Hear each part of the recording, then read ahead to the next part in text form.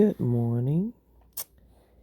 It is about 6:10 in the morning, and it is Monday morning, November the 1st, 2021. I hadn't made a video in a while, been off YouTube, but I was just browsing and I felt like making one this morning. This video is about Erica and Damien and the Mucker family.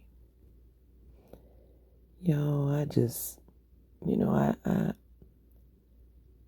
I'm disturbed when I see repeats of things, that I really thought had gotten better.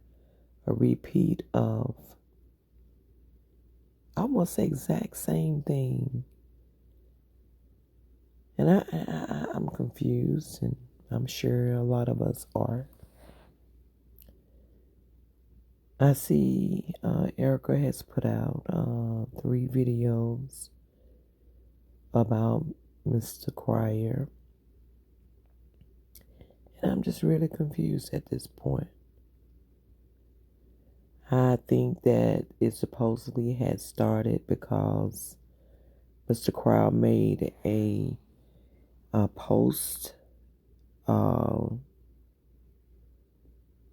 where I think Erica made a post saying something about Damien would not. She responded to someone about her allowing Mr. Cryer to keep the baby while she took her other son to the doctor because he was very sick. So I think it came out that Mr. Cryer had something else to do and he couldn't keep the baby. So, and I think Mr. Cryer thought that she was, throwing shade on him because of that, because he had something to do, and it made it seem like, he wasn't there for her. So Mr. Cryer came back from feeling like she threw shade. He threw shade back at her. So one threw shade, not sure if she really understood what she was doing, and the other one came back and threw shade. So now we got this big old mess about exposing all of Mr. Damien's past history with her. And I'm just confused. I'm confused on why now? Why wasn't it exposed prior to this? Why are you so angry that you threw shade at him? He threw shade back at you. But now you're angry because of he responded back. And you're angry, and now you want to spill all the laundry. You want to set you want to tell everything that has went on. I'm confused. Why did this make you so angry? Because both of y'all did the same thing. You threw shade on him about him not wanting to keep the baby. It may have been just a simple comment, but to him, it wasn't. So then he threw shade back at you, and now you all are here again. This doesn't make sense over that. I don't understand how did that get to this. So now we got You recorded. I don't understand the recordings either. Now we have you recording Mr. Cryer. You recorded Mr. Cryer. You said that he was he was telling you to leave his house, and you were refusing to leave, and it was a repeat of him telling you to leave the house, and you were arguing with him about staying in his house.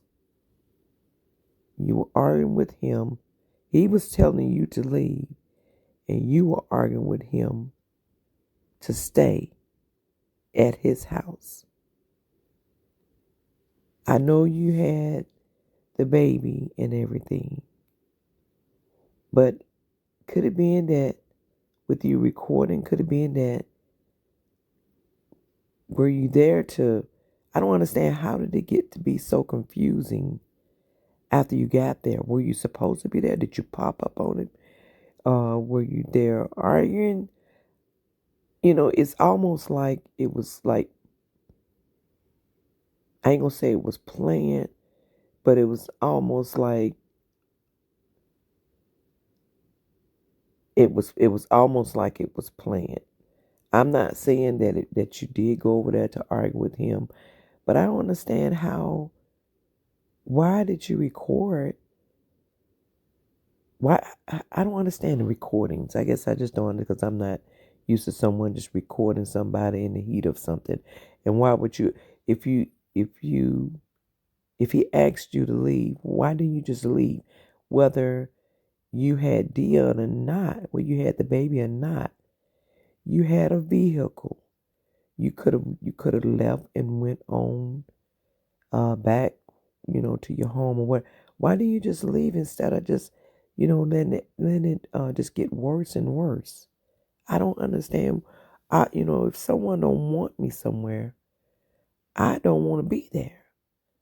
You know, I, I may have would even, possibly, if I thought that I was that my life, that my child was in danger, I would have left the child with him, and left. But I just don't understand the recording, and how do you know when to record it? I don't understand what's in the mind of a person when they recording, because it's like it's a motive when you record somebody. It's like a motive is behind it. So to me, that's just kind of like, I don't know, that makes me uncomfortable, especially when someone don't know you're recording them.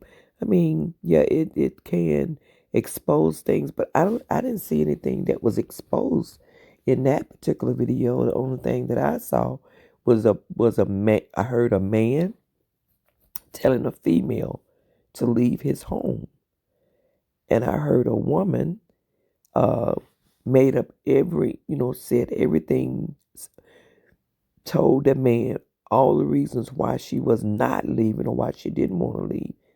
And my thing is, I don't know myself, if somebody asking me to leave, they wouldn't have to tell me twice to leave somewhere. It just, it wouldn't happen, because I would not have wanted to wait until maybe, if the person could possibly call the police on me or anything like that. So I would just went on the left and kept down the confusion, because seemed like it was getting more agitated. The more you would not leave, it was getting more agitated. So I I don't see what was that proving, no more than that you were refusing to leave his home. And I didn't see it no other way. I know you had a baby, but you kind of put yourself in that position for being there, and he asking you to leave. I don't understand that. That's just confusing to me, when someone asks you to leave their home, and you standing, you telling that person every reason why you should stay, regardless, because you put yourself in that position. You put yourself in that position. So I don't get that. But anyway, So the other video was talking about I forgot. I should have made notes, but anyway, it was talking about, I think, Latoya. You was talking about Latoya on this one. It may not be, and I'm not sure. I'm just kind of bouncing around on different things that was said about Latoya. Um, I went and read where Latoya did make a statement about what had happened, and I'm like, well, maybe she made the statement to confirm what Mr. Cryer had said about what you had said to them. So I'm not sure why you took that so hard, because she was confirming it. To me, I took it as she confirmed what Mr. Cryer said rather than her being ugly towards you. I think she was just confirming that she was a witness to what had happened the day that you had called them.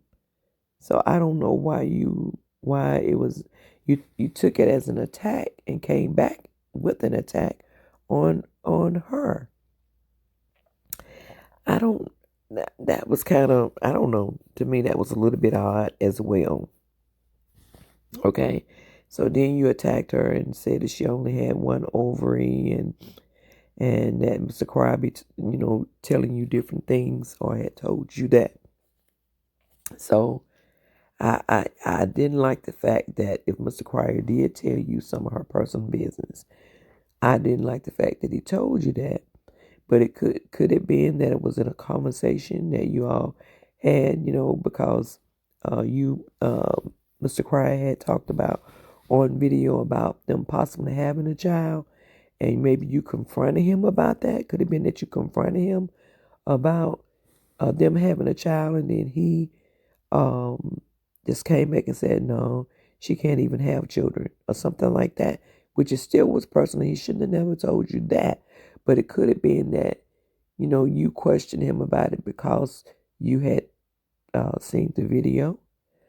I mean, I'm just trying to understand the attack. I don't understand why the need to tell um, the world that Mr. Cryer had told you her personal business. And I like the hope that he just went, yeah. She just, she don't have, I like to think that maybe it was just maybe a slip out or something, just to confirm, maybe, you questioning him about it, after you saw the video that they were talking about children or about, I don't know, but I'm just saying. I'm trying to look at the whole picture. I'm trying to make it make sense. But anyway, and then you showed the video about him, talking to someone on the phone about his son and everything. But I I I, I saw that as first of all, it was a private conversation between whomever he was talking to. And you recorded that. You recorded a private conversation that he was having with, it could have been his best friend. It could have been his family member that he uh, have always vented to in the past. And this was no different than any other time that maybe he have vented. I saw that as a person that was upset at his son, and he was talking to them about um that situation, and you were recording that. So you were recording that, and that should not have never got to the public ears, because he was in his own home and he was talking on the phone with someone. And I don't think the Prince family should take that to heart. Yes, he was saying things about the Prince family and everything, But believe me, I promise you, I guarantee you that we have vented to or have someone that we can talk to when maybe somebody make us get us upset, whether they somewhere close to you or not. But for that moment, you upset. So you may say things, the truth. You could be saying the truth, or you could say things that could hurt them if they really heard that. So I don't understand why would somebody um take a private moment and knowing at the time that the person in that private moment take that vulnerable while they were vulnerable and really trying to expel how they were they were feeling and take that and give that to the public. I don't understand that. I don't understand that because I know good and well it's been times that I've gotten upset at a best friend and didn't like the way she handled certain things, and I might have confided, I might have, well, not confided, but talked to someone maybe that I knew that would not say anything, and I just wanted to understand some things about it and just really let that person really get it off my chest. Because if I had went to that person right then and there, the way I was feeling, then it may have not been no more friendship. So sometimes you have to get that stuff out and then really be able to look at it on the table to see, okay, is this something that is that bad that I need to really talk to them about, or am I confused about what I really see or heard or whatever? So that's kind of the way I am, because yeah, you need time to be able to get things out and look at it on the table. So that's what I saw that as. I didn't see that as a person, him not loving his son or not. I heard a person that was a little upset at his son. That's what I heard. I didn't hear a person that, I mean, I think you said on there about being loyal. I didn't hear a person that I felt like was not loyal to his son. I heard a person that was angry at his son, upset at with his son, and I didn't see. I didn't. I didn't. I didn't see that as not being loyal because I just know that if anybody say that they have not um talk to someone about something that somebody has did that made them mad or whatever, then I feel like that they would be lying because I don't think that would be true. I think we all have did it. I don't think nobody on this earth, especially as adults to really understand life. I don't think it's not one that have not uh just really, really got upset up, at someone that they love. I don't, like I said, that didn't make, when I got upset at someone, my best friend or whatever, that didn't make me not love her. That didn't make me not be loyal to her. That made me at this moment, I am upset. I don't like the way she did whatever, whatever, whatever. So, so I don't know. And then you got a lot of people. I don't know. You just have to be careful about people leading you down the path that they want to lead you down as well. Erica, you have to be careful on people leading you down the path they want you to go down. Some things can be just that when you threw your shade at him and he threw his shade back at you, it should have rested right there. Neither one of y'all should have been throwing shade. I'm just gonna say it like that. But since it was done, both of y'all had them put the shade on each other. It should have been done. People lead you down those roads, maybe the way they are feeling. Somebody could have an ought against a person, and if they feel a certain way, they gonna lead you down a certain road so they can get on that same road with you. And it may not be the right road. You have to start. The main thing at this point, Erica, as far as me with you, girl, you are, I love you. I think you're a beautiful girl, but I just think that maybe we all need to examine ourselves about the decisions we make in life, not someone else. We have to, those decisions we make in life, it goes back to us. And slandering somebody or trying to make someone look bad is not going to help. I don't believe it's going to help anyone get where they need to be. What's going to help you get where you need to be is going to be identifying what has started you, that kept you from growing, things that have kept you back. You identify those things and you learn how to not go down that path again.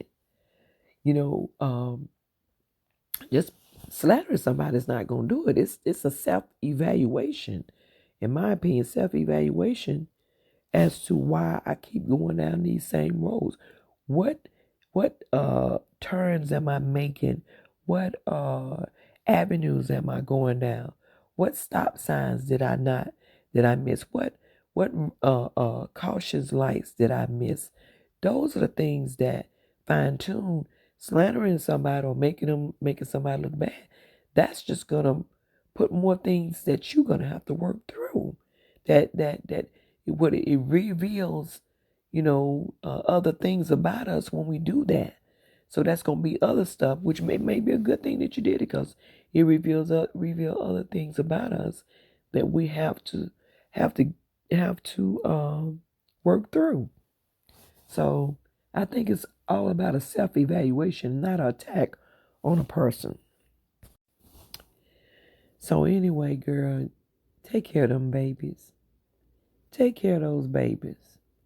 Put everything to the side. I myself, when I had went through um, a relationship, I had to pretty much separate myself from a lot of things that would take me down certain roads that I didn't desire to go down anymore. I had to separate myself from a lot of different things. I had to look at myself and see why was I where I was at that time. What could I have done to do better? And after I did that, I had to start using those things that I found out about myself. I started using those things to help me to be able to not travel those paths again.